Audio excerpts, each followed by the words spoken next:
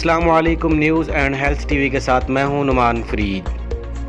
سائنسدانوں کا ملیریا سے مکمل نجات کے حوالے سے بڑی کامیابی کا دعویٰ۔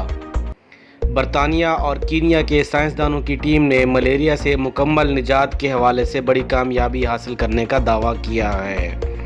سائنسدانوں کا کہنا ہے کہ انہوں نے ایک ایسا جرثومہ دریافت کیا ہے جو ملیریا کی وجہ بننے والے طفیلے یعنی پلازموڈیم کو کنٹرول کرنے کی بے حد صلاحیت رکھتا ہے۔ لہٰذا اس تحقیق سے آنے والے دنوں میں مچھروں سے پھیلنے والی ملیریا کی بیماری سے لوگوں کی حفاظت ممکن ہو سکے گی۔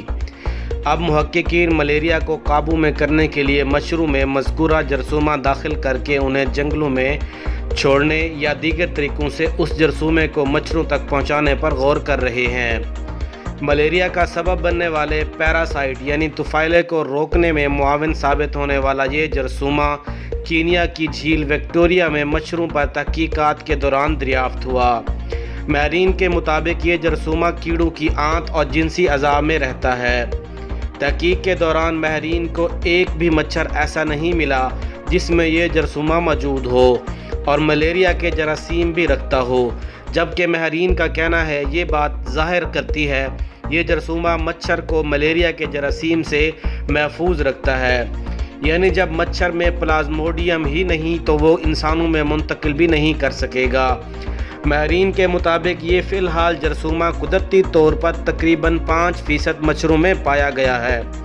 دوسری جانب کینیا کے عالمی مرکز برائے حشرات الارض اور ماحولیات کے ڈاکٹر جیرمی ہرن کا کہنا ہے یہ جرثومہ 100% ملیریا کو روکنے میں مؤثر اور بہت بڑی پیش رفت ہے۔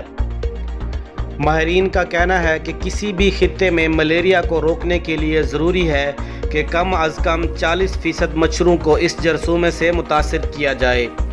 بالغ مچھروں میں براہ راست اس جرثومے کو داخل کرنے یا پھر مادہ مچھروں کے ذریعے ان کے بچوں میں جرثومہ منتقل کرنے پر غور کیا جا رہا ہے۔ ماہرین کے پاس بڑے پیمانے پر مچھروں میں اس جرثومے کو داخل کرنے کے 2 آپشنز ہیں۔ پہلا، قدرتی ماحول سے اس جرثومے کو اکٹھا کر کے بڑے پیمانے پر اس علاقے میں پھیلا دیا جائے جہاں مچھروں کی بہتات ہوتی ہے تاکہ وہ قدرتی طور پر اس سے متاثر ہو جائیں۔ دوسرا آپشن یہ ہے کہ نر مچھر جو کہ کاٹتا نہیں اس کو لیبارٹری میں جرثومے سے متاثر کر کے چھوڑ دیا جائے تاکہ وہ جب جنسی ملاپ کرے تو مادہ مچھر میں بھی جرثومہ منتقل ہو جائے۔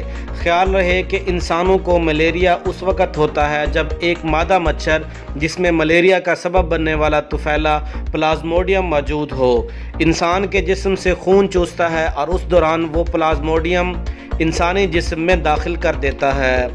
دنیا میں ہر سال 4 لاکھ افراد ہلاک ہوتے ہیں جن میں بڑی تعداد 5 سال سے کم عمر بچوں کی ہوتی ہے۔ اگر آپ کو ہماری ویڈیو پسند آئی ہو تو اس کو لائک کریں، شیئر کریں اور کمنٹ سیکشن میں اپنی رائے کا اظہار کریں۔ مزید اچھی اور انفارمیٹیو ویڈیو دیکھنے کے لیے دیکھتے رہیے news and health T V.